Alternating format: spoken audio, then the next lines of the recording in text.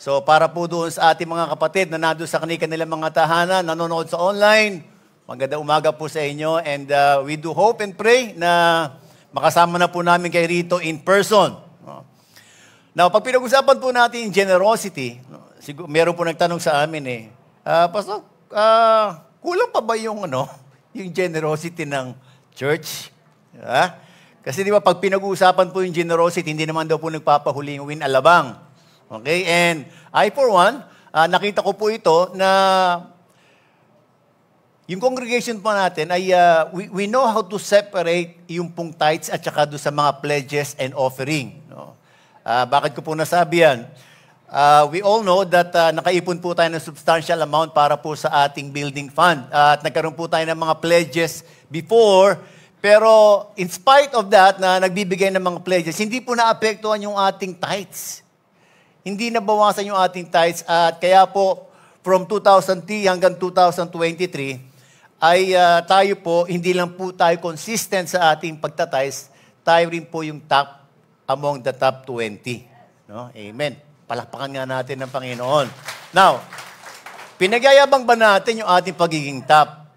Well, hindi po yun ang pinagyayabang natin. Hindi pinagyayabang po natin ay yung katotohanan ng salita ng Diyos na kapag tayo po sumunod sa Kanya, in matters of finances, obeying His laws in matters of finances, ay as a church and as an individual, pagpapalain po tayo ng ating Panginoon financially. Alam niyo po, ang salita po ng Diyos ay totoo. At kapag daw po nagkaroon tayo ng tinatawag nating good stewardship ng lahat ng mga binibigyan na resources sa atin ng ating Panginoon, whether as a church or individual, nagkakaroon po tayo ng right investment kung saan daw po natin ibibigay yung mga binigay ng Panginoon sa atin, ay tayo po ay pagpapalain ng ating Panginoon. And in my 30 years in Alabang, ay nakita ko po how God has blessed us, not only our church, but also yung ating mga ministers, mga leaders, and members natin. However, ang reality po, mga kapatid, pag pinag-usapan din daw po natin yung pagbibigay, marami pa rin daw po ang nagkakaroon ng struggle dito. No? It can either cause pleasure or pain sa mga nagbibigay, especially kapag medyo bago-bago pa lang po sila mga Kristiyano. And talking of giving, alam po natin lahat, last week na ng November ngayon, no? Ano susunod? December na, di ba? At pag December, ano naisip natin? Ayan, gift giving, di ba? So, marami pong Christians ang nakaka-experience either ng pleasure or pain pag pinag-usapan natin yung gift giving. No? Wala pong problema doon sa mga ang love language po nila ay gift giving. Ayan, wala pong problema sa kanila kasi sa kanila pa automatic na yun na masaya po sila kapag sila nakapagbibigay at malungkot sila kapag hindi sila nakapagbibigay. Meron palang mga taong gano'n, ano? No? Hanapin po natin yung dito, no? Okay. Pero yung mga, hindi po nila gift, yung tinatawag natin, hindi nila love language yung gift giving, medyo struggle po sila. Hindi naman po dahil sa ayaw nila magbigay o masama ang loob nila pag nagbibigay. Ang problema lamang po hindi nila alam kung paano at kung ano ang bibilhin. At minsan, nagkakaroon sila ng mga stress kung ano yung bibilhin na ipangreregalo nila. No? Now, meron po tayong kasabihan, ito, no? Naniniwala ba kayo? It's not the gift, but the thought that counts. Yeah? Parang sinasabi dyan naalala ka nang bigyan ng regalo, huwag ka na magreklamo. Diba? Pipili ka pa ng regalo, naalala ka nang regaluhan Yung ibig sabihin yan. No? Well, alam natin lahat, hindi po applicable sa mga bata yan, especially pag Pasko. Hindi po ba? Hindi nila naintindihan yung the thought that counts. Hindi nila naintindihan yan. Ang naintindihan nila, pag mas malaki yung amount nung binigay sa kanila, ang tawag nila doon sa ninong-ninang nila, galante. Diba? And they, binibigyan po nila ng mas malaking value yung tinatawag nating na-receive nila na malaking amount. Kahit na sabihin nating in kind, o mga laruan, pag medyo mahal yung amount nung pong binigay sa kanila, usually, they value that and they remember that. So, nagpapalo po ba, sumusunod po ba na kapag mataas ang amount ng isang gift, automatic mataas din ang value or worth nito? Does it follow na kapag mataas yung amount, mataas din yung value or worth na binibigay. No? Halimbawa, isang bag na worth 20,000. Mas may worth po siya na ibinibigay kaysa doon sa bag na 3,100. Meron pa bang ganon? 3,100 na bag? Wala na. Pero underwear po, meron yan dyan sa may alabang. No? Okay. Many times, alam niyo po, mga tao daw po, tinitingnan din po nila yung value or worth ng isang bagay base doon sa amount, doon sa may cost. And binibigyan daw po nila ng worth or value yung isang bagay na masasabi nating mahal, mas mahal. Pag mura daw po, hindi masyadong pinapansin at hindi binibigyan ng importansya. No? Now, ang determining factor po ba kung dapat matuwa ang isang taong binigyan ay kung mahal yung pagkakabili or masasabi natin na we need to consider also the real value nung tinatawag nating way or process ng pagbibigay. No? Paano ko ba i-explain yan? Ano? Minsan kasi, mayroong mga bagay na hindi naman siya ganun kamahalan, kaya lang pag nakita mo yung istorya behind yung pagbili ng gift na yon, may sacrifice involved, di ba? Hinanap kung saan-saan. Talagang pinagpaguro, pinag-isipan. No? So, yun ang mas nagbibigay ng parang value kaysa doon sa amount. No? Now, to help us understand, yung sinasabi ko po, kilala po ba niyo ito? No? Ayan, si Kobe Bryant. No? At alam niyo po, meron po tayong isang brethren na nakatira sa States na nakapunta po siya nung last na laro ni Kobe Bryant sa LA. Yung last niyang laro. No? At nagkaroon po ng contest during the time, at nagsabi, pag daw nahulaan mo yung last number nung halftime score, mananalo ka ng bola na may pirma ni Kobe Bryant. Nanalo po yung brethren natin na yun. No, nasa LA, ayaw po ano yung pangalan kasi delegado no? Nanalo po siya. No? So, at meron po yan kasi mga certificate of authenticity. No? Para masabi mo na talagang tunay, hindi fake. Okay. So, last laro ni Kobe at yung bola na yun na pinirma niya, yun yung bolang ginamit nung naglaro siya. Now, ito pa yan. Now, do you think mahal po yung bola na yon? Sa palagay nyo, yung value nun, mataas ang amount? Of course, of course. Ito pa. Nung binigay sa kanya yon, hindi pa patay si Kobe Bryant. Namatay si Kobe Bryant. Nako! Di ba lalong lumaki yung value? Now, tatanungin natin, kakaiba ba yung bola na yan sa iba mga ordinaryong bola? It's the same ball. It's the same ball. At ang cost po niyan ay ganun lang, katulad ng mga ordinaryong bola. Kaya lang, bakit tumaas ang value niya? Bakit naging mas mahal? So it's not the amount that determines the value, but it's the value, no, that determines the amount. Bakit mas mahal? Kasi merong sentimental value. Hinawakan yan nung isang great player na namatay. Tapos may pirma pa. So kung magbibigay po ba tayo mga kapatid to develop that culture of generosity beyond na sinasabi po natin ngayon, ano po ba i-consider natin? Yung amount ba nung ating ibibigay or the significance or value of what we will give? Pag pinag-usapan po natin itong dalawa na to, yung value daw po, so yan po yung title ng aking sermon ngayon, value versus amount. No?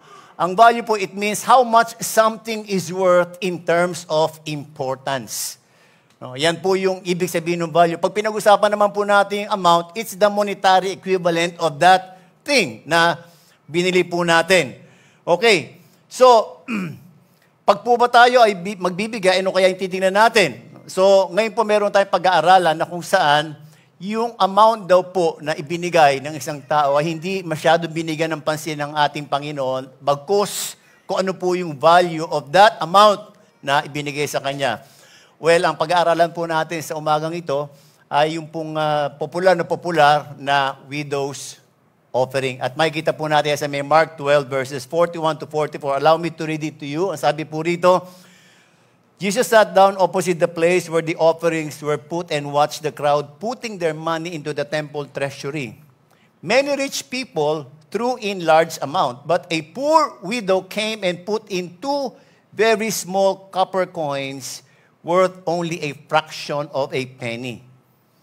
Calling his disciples, Jesus said, I tell you the truth, this poor widow has put more into the treasury than all the others.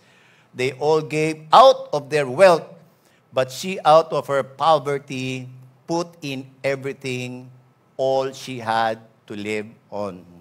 Manalangin po tayo sandali. Ama namin sa langit, maraming salamat po sa pagkakataong binigay mo sa amin na muli makapag-aral ng iyong salita. Lord, dalangin po namin na bubuksan mo po yung aming mga puso at kaisipan that we may be able to receive ano man po yung nananais mo na matanggap namin sa umagang ito. Maluwalhati ka, Panginoon, sa lahat po ng aming gagawin sa pangalan ni Jesus. Amen. Okay, bago po tayo pumunta doon sa ating pong pag-aaral, konting background lamang po. Ang author po nitong Gospel of Mark is of course si John Mark. No? Yan po yung talagang tunay na pangalan niya. Ito pong si John Mark, hindi po siya kabilang doon sa may original apostles ng ating pong Panginoon. But yung kanya pong gospel was the earliest writings that was recorded. Mas nauna pa siya kay Matthew at saka kay John. No? So, yung pong pamilya po ni Mark ay is a part of the early church. At as a young man, he grew in the days of the church. Pinsan po siya ni Barnabas. No? Pinsan siya ni Barnabas. At ang nanay po niya ay si Mary na nagmeme-ari ng bahay na kung saan tumuloy si Pedro after na nagkaroon ng prison break. Natandaan niyo yun, di ba? Nabilanggo si Peter pagkatapos merong anghel na nagtanggal ng lahat ng kanyang mga chains. At habang nananalangin yung mga tao doon sa bahay nila Mary, dumating si Peter. So yun po yun. Ang nanay po ni John Mark ay si Mary. Now, ano po ba yung audience niya rito? Ang audience po niya rito ay yung mga Gentile converts. At ang purpose po nito ay, kaya po ang pagkakasulat po nitong Mark ay masasabi nating simple, direct, and short. Kasi ito po mga Gentile converts na to, wala po silang alam sa mga Jewish customs. Hindi po katulad ni Matthew na kung saan sinulat po yun sa mga Hudyo. So marami po siya mga binanggit doon ng mga Jewish custom. Si Mark po hindi kasi ang kanyang audience ay mga Gentile converts. At ang purpose po nito is more of evangelistic. It provides a basic account ng story ng ating Panginoon as a man of action. At ito po ibinigay in order to equip yung po mga converts to stand faithful in the face of persecution. No? Okay, so yan po yung konting background. Now, ano po ba yung nangyari o sabihin natin scenario during the time na ito po sinulat yung ating pong binasa kanina? Nandun po sa may gitna ng linggo na kung saan malapit na mamatay ang ating Panginoon. It was siguro 3 or 4 days before the Passover. Pumunta po ang ating Panginoon sa may templo at ang ginawa po niya, nagturo siya. Nagturo siya daily doon. But as he taught, alam niyo po, he was engaged in many confrontation against doon sa mga scribes at saka mga teachers of the law. Marami po mga tanong, itong mga teachers of the law. At one way kung bakit nagkaroon po sila ng marami pagtatanong is because they knew he had spoken the parable against them. So, nagsasabi po ng parable ang ating Panginoon, pero alam ng mga Pariseyo, alam ng mga scribes, kami pinapatamaan nito No? So, ang ginawa po nila, nagtanong sila na nagtanong sa ating Panginoon, and their intention is not to learn, but to trap Jesus. No? Para na sa ganon, kapag natrap natin ito, mapahiya, especially doon sa mga taong sumusunod sa Kanya. Pero, alam natin na nangyari, because of the wisdom ng ating pong Panginoon, He was able to answer all of them skillfully at sila pong lahat ay natahimik. And lahat po ng mga sinabi ng ating Panginoon during the confrontation is a way by which these people will learn that God values, no, na binavalue, na dapat po nilang i-value yung mga bagay na binavalue ng ating Panginoon at huwag silang manalang doon sa kanilang mga outward observances nung kanila po mga religious duties. No? Now, after magturo po ng ating Panginoon, ang sabi po rito, He entered into the court of women. No? Doon po kasi sa may templo, malaki po siya at meron po may court po doon na kung saan allowed pumunta yung mga women at saka yung mga children. At doon po siya pumunta. Doon din daw po nakalagay yung tinatawag nating mga offering box. No? Now, para magkaroon po kayo ng idea at para na sa ganun mailagay natin yung sarili natin doon sa may senaryo, meron po akong konting video dito na panonoorin natin. Ano?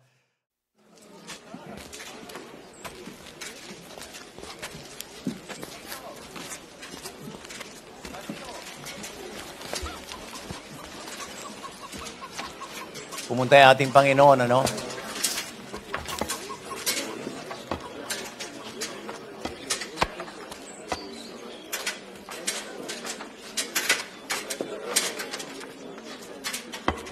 Of a truth, I say unto you that this poor widow hath cast in more than they all. For all these have of their abundance cast in unto the offerings of God, but she of her penury has cast in all the living that she had. Okay. No, thank you. So at least para makita nyo lang kung ano po yung itsura during that time at para mailagay natin ating mga sarili doon sa may situation na yan. Ano? So meron pong 13 trumpets, parang nakita naman natin parang ram's horn doon. Na doon nila nilalagay yung kanilang mga offerings. At nakalagay po yun, nakakala doon sa court. At ito po, meron din daw po mga letter doon, nakalagay doon kung anong klaseng offering dapat ilagay doon. Ayan. Okay. Now, sabi po doon sa binasa natin, umupo daw ating Panginoon opposite the place where the offerings were put and watched the crowd putting their money into the temple treasury. Yung King James Version po nung word na watch dito ay translated into a word beheld. Beheld. Na ang ibig sabihin, mga kapatid, he looked at something with interest and purpose. So, hindi lamang po pumunta ang Panginoon doon para lang tumingin, but he looked at it, merong keen observation, para makita niya kung ginagawa ng mga tao during that time. And nakita po niya na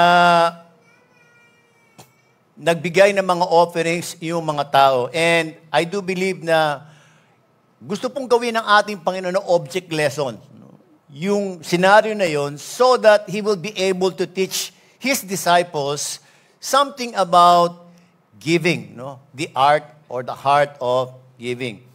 Now, looking from this, na kung saan tinitingnan ng ating Panginoon yung mga nagbibigay, I can say na yung ating pong Panginoon, kapag nabibigay din daw po tayo, in any way that we give, tinitingnan po ng ating Panginoon yan. It doesn't matter kung saan po tayo nagbigay, whether sa tao, sa labas, o sa kawang gawa. Lahat daw po ng ating ibinibigay, I do believe that it's an offering back to the Lord. Naniniwala po ba kayo? So, hindi lamang po yung sa church na binibigay natin ang offering back natin sa Lord. Everything that we give, everything that lumalabas sa atin, ay offering back daw po natin sa ating Panginoon. And God is looking intently doon sa ating pong binibigay. Now, ano po yung nakita ng ating Panginoon? Ang sabi dito, many rich people put in large sum. Now, nakita naman nyo kanina, di ba? Nakita nyo naman kung paano nabibigay yung isa doon, di ba? Pinapatunog pa talaga no? Mas matagal yung kalansing, mas malakas yung kalansing, ibig sabihin nun, mas malaki yung amount na binibigay. Ayun. Kasi mga coins yan no? So, ganun po yung sukatan doon. And, that is how the way the teachers of the law and the scribes do it kapag sila po yung nag-o-offer. Kita yung nakaganon pa, di ba? Tinitingnan ko sino nakatingin sa kanila no? Para bang to impress people na para sinasabi sa mga tao, oy, laki ng binibigay ko, ha? Kita niyo yung tunog, ha? Malakas. No? Naalala ko po, Tayo, di ba, nung nandun pa tayo sa ating dating pananampalataya, nagbibigay din tayo, di ba? Kaya lang nagbebel yung yung sakritan na sinasabi nung meron siyang bell eh, sinasabi nung sakritan, katiting, katiting, katiting.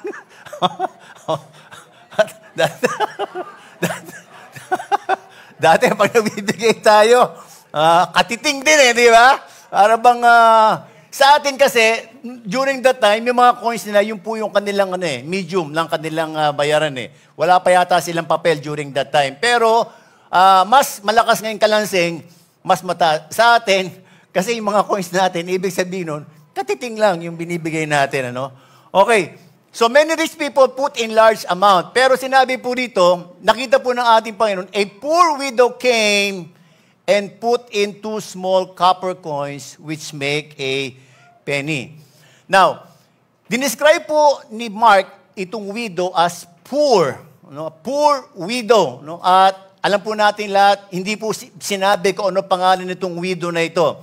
At wala po tayong record kung nagsalita yung babae. And hindi rin po siya kinausap ng ating Panginoon.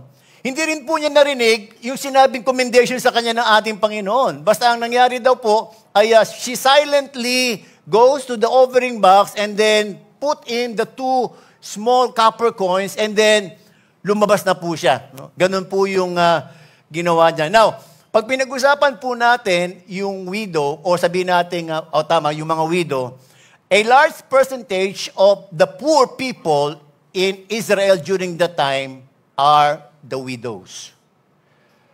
So expected yun, kapag ikaw ay widow, ay ine-expect na mahirap ka. Bakit po? Now, bukod sa second-class citizen ng mga women during that time, alam niyo po ba ang mga widows, yung mga balo na, wala po silang karapatan na mag-own ng kanilang property.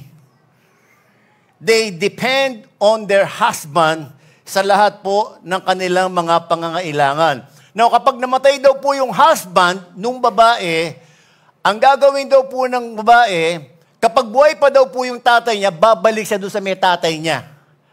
At kung meron daw po siyang anak, doon daw po siya titira sa kanyang anak. Pero kapag wala daw pong tatay, walang anak, wala daw pong pagkukuhanan ng resources ang mga widow. Ganun po kasaklap, Ganun po kasaklap yung buhay ng mga widow during that time. And they were always at the mercy of others to care for them. Kaya nga po makikita natin na sa Bible, meron po mga command na alagaan natin yung mga widows in the Old Testament. And sa New Testament, si Paul, sinabi niya na alagaan natin yung mga widows, especially yung mga widows na 60 years pataas. At sabi rito, kapag walang kamag-anak itong mga widow na to, he is talking about the church, Kapag walang kamag-anak na mag-aalaga sa kanila, that's the time that the church should take care of these widows. Pero kapag meron po mga anak, yung mga widow na yan, ang sabi po doon, ay dapat alagaan ng mga kamag-anak kasi ang sabi ni Pablo doon na mas worse pa daw po tayo sa unbeliever kapag hindi daw po natin nilagaan yung mga balo na kamag-anak natin or parents natin. So,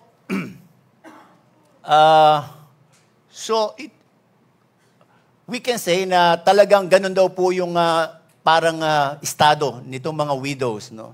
Pero alam natin lahat, in spite of yung kanya pong poverty, ang sabi po doon, naglagay po siya sa offering box ng 2 very small copper coins.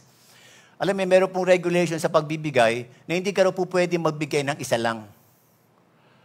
The least that you can give is 2. You cannot give 1 copper coin. Kaya 2 copper coin, hindi natin alam kung meron pong natira sa kanya. Now, kung titingnan po natin, wala pong masyadong value in terms of monetary, yung pong binigay nung balo. At kung i-base po natin sa present currency natin, yung kanya ibinigay, it will amount to 19 pesos. 19 pesos po ang equivalent nun sa ating present na currency natin. Now, ano po yung sinabi ng ating Panginoon after they have seen yung pong ginawa ng poor widow? Sabi po ng ating Panginoon, calling His disciples to Him, Jesus said, I tell you the truth, this poor widow has put more into the treasury than all the others. So, nagbigay ng mas malaki yung widow kaysa doon sa mga ibang nagbigay. Well, I do believe that you understand that Jesus Christ was not referring to the amount. Kasi yung amount na inilagay niya, talaga sobrang liit ang value nun, mga kapatid. It cannot buy food, it cannot pay for the rent, and pay for the other needs. No? Now, ano po yung basihan ng ating Panginoon nung sinabi po niya yan? Now, ang ibig pong sabihin ba nito ay kapag magbibigay tayo sa Panginoon, okay lang na maliit ang amount. Kasi it's not the amount, but it's the thought that counts. Yung ba yung ibig sabihin ng ating Panginoon? Kasi alam natin, hindi naman kailangan ng Lord yung pera natin. So, kahit na maliit lang ibigay natin sa Kanya, okay lang sa Kanya yon. Yung ba yung gusto ituro ng Panginoon sa atin about generosity? Ha? Okay. So, yung Panginoon na rin pong sumagot doon sa maaring tanong natin. Ang sabi po niya rito, for they all contributed out of their abundance, but she out of her poverty has put in everything she had, all she had to live on. So, dito makikita po natin na nagkaroon ng contrast, ng comparison ang ating Panginoon. Kung bakit niya sinabi na yung widow has put more doon sa offering box. Ang sinabi niya, for they all, no? In-underline ko po yung all dyan. Sino po kaya yung sinasabi ritong all ng ating Panginoon? Kanino niya nire-refer itong mga all na ito? Doon pa sa lahat ng mga tao na nagbibigay doon? Or Jesus Christ is, pointing to a specific group of people?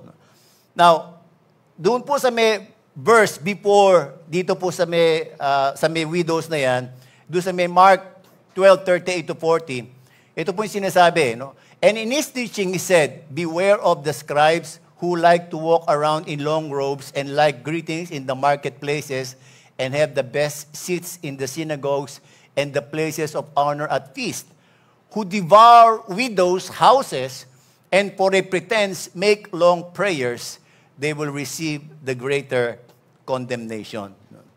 So kung babalikan po natin, ito po yung verse na sinasabi before doon sa story nung widow's offering. At during that time po kasi itong mga scribes na nagsiserve doon sa temple, wala daw po silang bayad sa kanilang mga service. Hindi sila binabayaran. At sila daw po ay binibigyan lamang ng mga devout Jews na masasabi nating talagang meron silang parang hospitable attitude. So, unfortunately, marami daw po mga scribes ang nag-abuse. Nagkaroon po sila ng abuso doon sa kanilang authority na porke dapat ang magbibigay sa kanila, magbibigay ng support sa kanila ay yung mga, sabihin natin, mga Hudyo, ay sinamantala daw po nila yung generosity ng mga tao. And they even, sabi dito, devour widows. Ibig sabihin po, sinamantala po yung generosity even ng mga widows. Mahirap na kayong mga widows, sinamantala pa nila. No? Para bang sa sobrang abuso at sa sobrang pagkatakaw nila doon sa kanilang mga sa pera, yun po yung ginawa nila. At pagkatapos na po, sinasabi diyan, they, in order for them to gain the confidence of other people, they make long prayers. No? Nagagawa raw po sila ng mga long prayers in order, to impress people at mag-gain yung kanilang confidence. No? So all throughout the day, dinidenounce po ng ating Panginoon yung lahat nitong mga scribes and Pharisees na doing their religious observances with hypocrisy. Para hindi kayo totoo sa mga ginagawa ninyo at hindi kayo totoo doon sa inyong pagbibigay. Now, ang sabi po rito, they all contributed out of their abundance. They all contributed out of their abundance. Ano po yung sinasabi ng ating Panginoon dito? Ano po ibig sabihin ng ating Panginoon giving out of their abundance? No? Now, hindi po sinasabi naman dito na kapag tayo nagbigay ng malaki, ay parang hindi napiplease ang ating Panginoon. No? Baka naman sabihin nyo ganun pala Dapat pala, wag magbigay ng malaki. No? So, okay lang pala yung sa church. No? Hindi naman po yun ang sinasabi natin dito. No? Okay naman po na magbigay kayo ng abundant. No? Abundant, yung generosity. Ang sinasabi po dito ng ating Panginoon ay, kung titignan po natin kasi yung word na ginamit dito, abundance, yung abundance po dyan ay galing sa Greek word which means leftovers. Leftovers. So after na nabayaran po nitong mga rich people na to, yung lahat ng kanilang mga pangangailangan, after na mabayaran nila lahat ng kanilang mga bills, they spent money on the things that they need, they wanted, meron pa silang tinatawag nating mga leftover. No? And so, ito po mga tao na sinasabi ng ating Panginoon that gave out of their abundance are the same people na masasabi natin that God was not first in their list of importance. Kasi binigay lang nila ay yung leftovers. No? They gave out of their abundance and their purpose is just to make a loud impression to all the people there that they have given more so that they will attract the attention of them. At nakita po ng ating Panginoon yung kanilang mga puso in doing that. Yung kanila po pagbibigay ng offering is not a way to obey the commands of God. No? It's not a way to please God dun po sa kanilang offering. They don't give any value to what they were doing at hindi po nila talaga pinapahalagaan yung command ng ating Panginoon sa pagbibigay ng offering. They are just using their giving in order to make a good impression on themselves.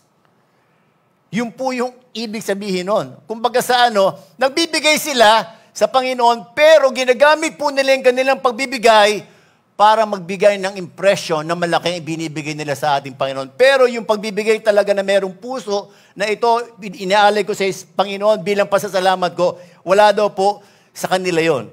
That was the very reason kung bakit hindi po na-please ang ating Panginoon sa kanilang mga binigay. At hindi po masasabi natin na they did not even, has the awareness na ang Diyos ang talagang source ng kanilang pagpapala. Hindi daw po sila worried. Hindi sila worried na magbigay ng marami. No? Hindi sila worried. No? Not because they are trusting in God that He is their sole provider. Wala pong, sabihin natin, yung pagbibigay po nila, hindi po sila nag-worry, not because they trust God, but because they know that they have still money left. Doon po sila nakatingin, doon sa natitira nilang pera. So sa kanila, hindi ako mag-worry kahit malaki ibigay ko kasi meron pa akong maraming savings, meron pa akong maraming ipon. So they were not looking at God as their source of their blessing nung sila po ay nagbibigay, kundi doon sa kanilang pera na masasabi nating marami. So, nagmamatter daw po sa Lord kung saan tayo tumitingin as the real source of our needs after we gave yung pong ating offering sa Kanya. Saan ba tayo nakatingin? Sa savings natin o sa Diyos na nagbibigay ng ating mga savings? Now, ang tanong, sinabi ko nga kanina, masama ba na magkaroon ng abundance? Masama ba na magkaroon ng abundant, giving? No? Now, hindi po yun ang sinasabi dito, but it's the mindset. No? It's the mindset that matters. Kahit po meron tayong abundant blessing at tayo po ay nagbigay out of that abundant blessing that we have, pero yung pagtitiwala daw po natin nakadirect pa rin sa Diyos as the main supplier natin, at tayo po nagbibigay, hindi tayo nag-worry because we know that God will be the one to supply us our needs at hindi po tayo doon nakatingin sa abundant blessings natin, well, we can say that we are on the right track. At mapiplease din naman po yung ating Panginoon. No? So, sabi nga rito, don't worry na mawawalan tayo not because marami po tayong sobra, but because we know that God is our main supplier. Amen po ba yon? So, sobrang contrast po ito sa ginawa nung babaeng balo eh. Ano po yung ginawa ng balo? Sabi po rito, ang sinabi na ating Panginoon, but she, out of her poverty, has put in everything she had and all she had to live on. So kanina, binanggit natin, out of abundance, yun po, leftovers. Pero ito, ano naman ibig sabihin ng out of her poverty? Now, at first glance, kung titingnan po natin, gagamitin natin sarili natin kaisipan, yung ginawa po ng widow, parang realistic ba yan? Di ba suicide yan? Wala ka na nga, tapos ibibigay mo pa yung natitira mo. Paano ni kakainin mo? Di ba? Hindi ba kabaliwan yan? Hindi ba para bang realistic yan, Well, meron po isang situation na nangyari, na naalala ko, Alam ko, nalaman niyo dati usong-uso pa yung mga prosperity gospel. May mga umiikot na mga, mga prosperity gospel ng mga pastor. Pagkatapos, pupunta po sila sa may harapan ng kongregasyon at hahamunin lahat ng mga tao na nandun.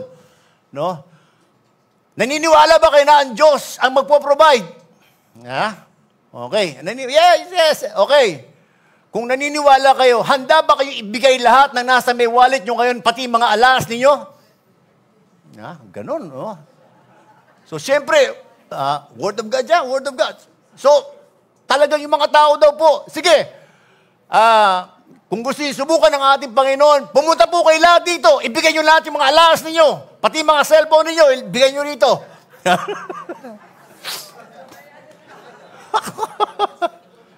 Sumunod ba yung mga tao? Abay, sumusunod sila. Sumusunod sila. Sa kanila, alam ko, nangusap ang Panginoon. Kaya lang, iba doon. Meron doon isa, binigay lahat, Pagkatapos ng service, ng utang ng pamasahe. Ano ba yung parang, ano yung kalokohan? Hindi po ganon. Hindi po ganon yung gusto ng ating Panginoon. Kasi, kapag daw po tayo magbibigay, of course, since alam natin lahat na ang Diyos ang pinagagaling ng lahat ng ating mga resources, dapat sa Diyos din manggagaling yung utos kung saan tayo at kung kanino natin magbibigay. At hindi po kung kaninong tao lang. So, ang mali po doon, hindi sila dapat nakikinig doon sa may tao na yon, di ba? Dapat nakikinig sila sa Panginoon mismo kasi nangungusap naman ng Panginoon Okay? So, ito po ba yung standard na binibigay ng ating Panginoon? Now, bakit po ganun katapang yung balo na ibigay lahat at kahit walang matira po sa Kanya? Yung the word out of poverty po rito, ang ibig po sabihin nito, all she had for living. So binigay niya lahat yung, sabihin natin, in terms of livelihood, in terms of money, it was all that she had. At yung widow po, binigay niya lahat yung kanyang pera na magagamit niya para sa kanyang pangangailangang pang-pisikal. And after she gave that, mga kapatid, wala pong natira sa kanya. Now, malakas ba ang loob ng widow dahil since mahirap naman siya, sanay naman siyang magutom? Yung kaya ang nagbigay ng tapang sa kanya para ibigay lahat? Minsan kasi, may nakakausap po ko dati dyan sa yung mga medyo mahirap natin na kung kumain daw po sila, minsan 2 beses lang. Iba 2 beses. Alam ko sa inyo, 2 beses lang kumakain. Kaya lang, ibang reason niyo, nagda-diet kayo Gusto niyo pumayat Pero sila talaga walang makain, Now, matapang ba yung widow kasi sanay naman siyang magutom? Well, I do believe that was not the reason kung bakit po matapang yung widow. I believe that she gave all she had because giving to God is first on her list. Yung pagbibigay sa Panginoon, una sa Kanya. Pwede ka magbigay siya ng isang copper coin. Kaya na alam niya sa may regulation, alam niya sa may command, you cannot give 1 copper coin, you have to give 2. Kaya kahit na yung isa, pwede pa niya magamit, ibinigay pa rin niya. Because she wants to obey God. And because of that, mga kapatid, for her, obeying God in matters of giving is even more important than her physical needs. And she did not rely on her money to provide for her physical needs. She totally relied on God. And because Jesus Christ was looking intently Not only on the amount that they put in the offering box, but He looks intently at the heart, the way they give their offering. Kinumen po ng ating Panginoon yung poor widow. Now, tayo po ba? Kapag po ba tayo nagbibigay ng mga offering, yan din po ba ang naglalaro sa isip natin? That God is more important than my needs. Kahit mawala yung pang-physical needs ko, basta ang importante makasunod ako sa sinasabi ng ating Panginoon, I will do it because I know and I don't rely on my money to provide for my physical needs, but I totally rely on God. Yan po ba yung naglalaro sa isipan natin every time na magbibigay po tayo? Now, kaya may abundant money ka, kapatid, kaya hindi abundant yung money mo, kapag nabigay daw po tayo, ganito daw po naglalaro sa isipan natin, I do believe, mga kapatid, God will be pleased, no, sa atin pong ibinibigay. Kapag ibinibigay daw po natin yung ating offering, kahit alam natin na importante nito at kailangan po natin ito at it will supply our needs. But since God told me to give it, I will obey because I recognize that my obedience to God is more important than providing for my own physical needs.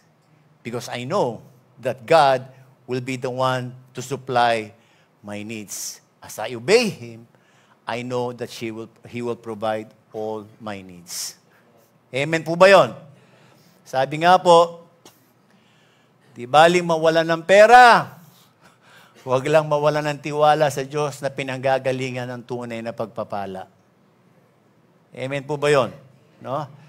So, nag-topic po tayo last Sunday, yung kay Brother Paul at sinabi niya, marami daw po sa atin takot mawalan ng pera eh. Sino ba rito takot mawalan ng pera? Ha? Para bang feeling natin kapag binitiwan ko to, mawawalan ako. And sometimes, yun po yung nag-worry sa atin. Pero alam niyo, makita natin itong widow na to. Wala siyang katakot-takot na bitiwan yung pera. Hindi dahil sa sanay siya magutom. Hindi. Wala siyang takot because yung kanya pong, sabihin natin, yung kanya pong pangangailangan, alam niya nakalagak lamang sa isang Diyos. No? At ito po yung gift. Ito po yung offering that is worthy of commendation sa atin pong Panginoon. At ito po yung kind of offering na sinasabi ng ating Panginoon sa mga disciples niya na dapat nilang gawin. And I believe that that's the same offering, that same generosity ang sinasabi po ng Panginoon sa atin ngayon na dapat po nating gawin. No? Yung pong mga binigay ng mga mayayaman, narinig daw po yung kalansing ng kanilang mga ibinigay ng mga tao. Pero yun daw pong ibinigay ng widow, narinig daw po yung kalansing sa langit. It was heaven who heard yung kanya pong kalansing. Alam nyo, everything na binibigay daw po natin sa ating Panginoon, meron po mga story yan eh. And gusto po ng ating Panginoon na makita alongside with the offering that we give, alongside with it is our faith, confidence, and obedience sa ating Panginoon. Bakit ko ba binibigay ito? This is in accordance to my faith in God and in my obedience to Him. So every time we are giving out yung mga money na yan, kahit saan po natin ibibigay, sa tao man, sa labas man, kahit sa kawang-gawa man, dapat daw po ganun yung ating thinking. And that is the way God explained yung giving out of our poverty. At alam niyo po, mga kapatid, God will always give us the opportunity to be tested in this area of giving. No? Naalala ko lang po, no? Sino po rito mga nagtutuition sa mga anak nila? Ayan, di ba? Yes. Mataas ba pag-aaral ngayon? Nako, taas, di ba? Naalala ko po during that time na nag-aaral yung aking anak, no? Si Paul. No? Siyempre, sa Mapuma noon, 4 na SEM eh. So 3 buwan, nag-iipon ka pala ng 3 buwan mo. Another enrollment na naman, di ba?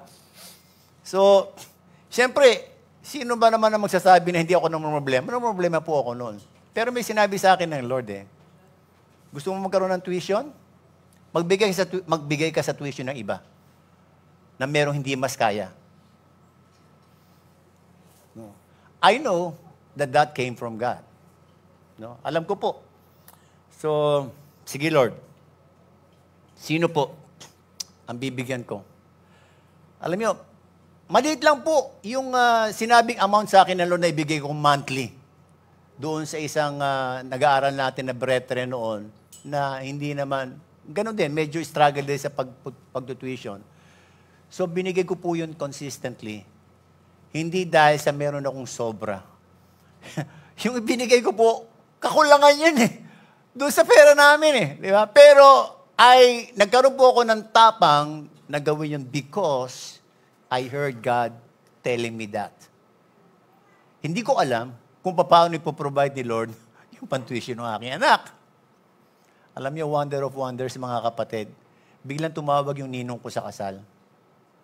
Wala naman kaming communication eh. Out of the blue, biglang tumawag at tinanong, kumusta na ba si Paul? Saan ba nag-aaral si Paul? Dito. Apat na ano nga po yung apat na SEM. Ganun ba? O sige. Papuntahin mo siya rito kapag enrollment at magbibigay ako ng 5,000 per SEM. Alam niyo po mga kapatid, ang ibinigay ko 1,000 lang eh. No? Pero nung binigay ng ating Panginoon, every SEM, 4 na SEM, binibigyan po ako ng 5,000 para sa tuition. Totoo ba ang sinasabi ng Panginoon? Totoo. Another. Sino dito nagrerenta ng bahay? Sino nagrerenta ng bahay dito? Magkano upahan ngayon? Doon po sa amin, ang upahan, 20,000 eh. Yung mga bahay na katulad ng bahay namin, 20,000 eh, di ba? Yung mga apartment, 16,000 to 17,000. Sobrang mahal ng upa. No? At nangungupahan po kami sa bahay during that time at 10,000. So, nagkaroon po ngayon ng pledging sa church. At ang sabi, sino ang gusto mag-pledge para sa bahay ng ating Panginoon? Parang lakas-lakas ng dating sa akin eh. Gusto mo magkaroon ng pang-rent sa bahay mo? Magbigay ka sa bahay ng Panginoon. At tinanong ko sa Lord, Lord, magkano ang gusto mong i-pledge ko? Kahit alam ko naman na wala ako ilalabas. No? Binigyan ako ng certain amount ng Panginoon. Ito yan, bigay mo. Sige Lord, so sinulat ko. Hindi ko alam din kung saan ko kukunin yung pledge ko. Di ba? Pero naniniwala ako dahil since si Lord ang nagsabi noon, I know that He is the supplier of my seed na ibibigay ko. Di ba? So, nagbigay po ako ng pledge form. No? Alam niyo mga kapatid, because of that, meron pong nangyari. Out of the blue, yung pong isang kapatid natin dito, member po natin dati, ang sabi niya sa akin, Brother Mer, sabi niya, pupunta na kami sa States kasi, gusto ko sana na merong mag-alaga ng bahay namin sa Pasita. At ikaw yung sinabi ng Panginoon na mag-alaga, tumira ka doon, huwag ka magbayad for 8 years hanggat hindi nakakatapos na pag-aaral yung mga anak mo. Hindi ako binigyan ng 100 folds. Alam niyo kung magkakano piniledge ko lang? 10,000. Hindi ako binigyan ng Diyos ng 100 folds. Ibinigay niya sa akin in the form of libreng upa sa bahay. Magkano yung upa sa bahay during that time? 10,000, mga kapatid. I-multiply mo yung 10,000 sa isang taon. That's 120,000 times 8. Hindi ko na alam kung magkakano yun eh. So anong gusto natin sabihin dito mga kapatid? Meron daw pong kanta eh. Meron pong kanta, ang mga Baptist, ito po yung kanta nila. Hindi ko alam kung alam ni ito eh, ni Boyet eh. You can't beat God giving. You can't beat God giving no matter how you try. The more you give, the more He'll give to you. Just keep on giving because it's really true. You can't beat God giving no matter how you try. Yeah? Huwag po tayong papares doon sa isang babae, nasa isang congregation daw po, after daw magturo nung pastor ng dapat tayo magtanim, no? para tayo umani, no? At kung magtatanim tayo ng pera, dapat pera din ang iano natin, ano? So, after that, nung offering na daw po, nasa may harapan po yung meron siyang nakita yung pastor, babae, no? Sumasayaw, no? Sayaw na sayaw ng ganyan, ano? Tapos, bago pumunta doon sa may offering box, pagkatapos, nung malapit na sa may offering box, naglagay ng ganyan. So, hindi pinansin nung siguro parang lang ito, no? Nung pangalawang linggo, nakita na naman niya yung babae na yon. Bago pumunta sa may offering box, tawa ng tawa. Kasi hilarious giving daw and cheerful giving, So, tas ganun siya. So, hindi na nakatiis yung pastor. Sabi niya, sister, tinawag niya. Mawalang galang naman po. Kasi medyo na-curious lang po ako doon sa ginawa ninyo nung offering time, no? Sabi niya, kasi nung una po, para bang bago kayo nag-offering, sumayaw kayo. Di po ba sinabi niyo, cheerful giving ay ang Panginoon talagang... Siyempre kapag masaya ka, napapasayaw ka bakit po nung next Sunday, tumatawa naman kayo? Di ba cheerful giving is hilariously giving? So, tumatawa ako dahil sa, pero ganito po, sister, no offense po, no offense. Kasi nung nagulo po kayo, wala po ako nakitang hinulog ninyo doon sa offering. Sabi naman, ikaw naman pastor, Ang technology natin ngayon, masyado ng modern Yung hinulog ko kasi, na buto, seedless.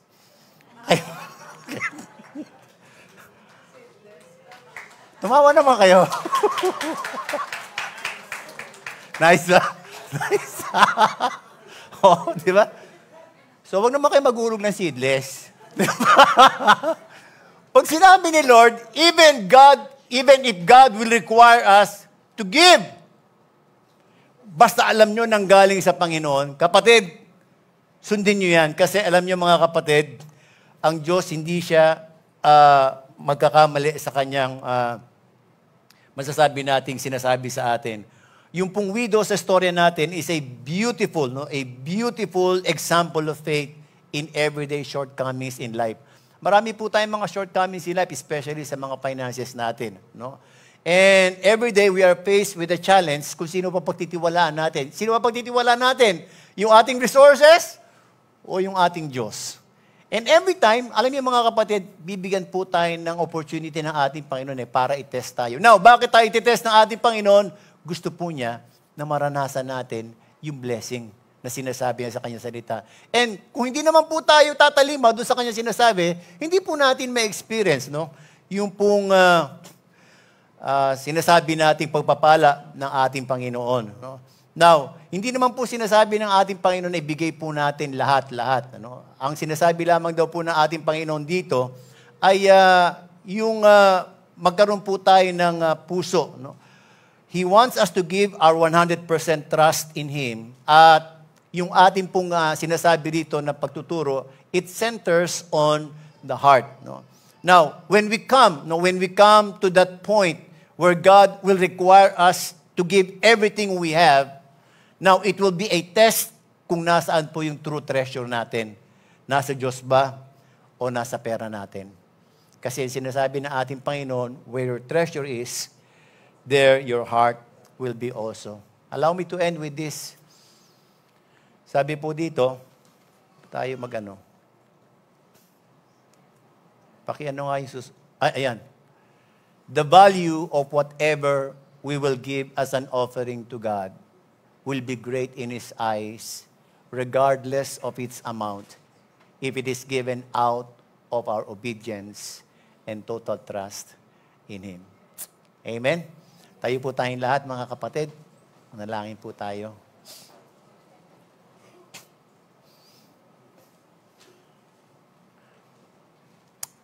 Hallelujah. Ama namin sa langit, alam po namin that we cannot outgive you, Panginoon. Kahit po itry namin na magbigay, Panginoon, we cannot outgive you because you are the God of more than enough. Panginoon, gusto po namin na mapunta kami doon sa kind of generosity na kung saan ikaw po ay napiplease na meron po kaming willingness and readiness even to give all that we have, Panginoon, that we believe nagsusustain po ng aming mga physical needs. Lord, bring us into that position na kung saan mas bibigyan namin ng priority yung pagsunod namin sa iyo kaysa po doon sa amin pong paghahanap po ng aming mga pangangailangan. Lord, you have proven yourself, Panginoon, faithful to all of us. At Lord, alam po namin, meron po kami mga kanya-kanyang istorya na kung saan, Lord, you have delivered us doon po sa mga shortcomings namin, sa mga financial lack po namin. Nung kami po ay tumalima sa iyong mga sinasabi sa amin, pinatunayan mo po sa amin na ikaw po ang Diyos na hindi nagkukulang sa iyong mga anak. Panginoon, dalangin po namin na papagtibayin mo po yung aming pananampalataya sa iyo. Lord, kung kami po ay meron pa rin pong pagtingin sa amin po mga resources as our security, as para bang kumbaga sa ano ay pinagtitiwalaan namin. Panginoon, alisin mo po ito. Alisin mo po yung aming tingin dito sa mga resources na ito and direct, Panginoon, yung aming eyes patungo sa iyo as our main supplier, as our only source of our physical needs and all our needs, O God. Lord, naniniwala po kami na hindi mo po hinahayaan na kami po ay makakarinig ng mga salitang ito na hindi po inaasahan, Panginoon, na i-apply po namin ito sa aming mga kanya-kanyang buhay. Panginoon, dalangin po namin na magkakaroon po kami ng tapang, Panginoon, na ibigay, Panginoon, anuman po yung ninanais mo na ibigay namin, Panginoon, not because meron po kaming sobra, but because we are trusting in you and we want to obey your word, O God. Maraming salamat po, Panginoon. Ikaw po yung maluwalhati, madakila, Panginoon, sa lahat po ng aming mga pagbibigay na gagawin. Salamat po itong aming panalangin sa pangalan ni Jesus. Amen. Amen.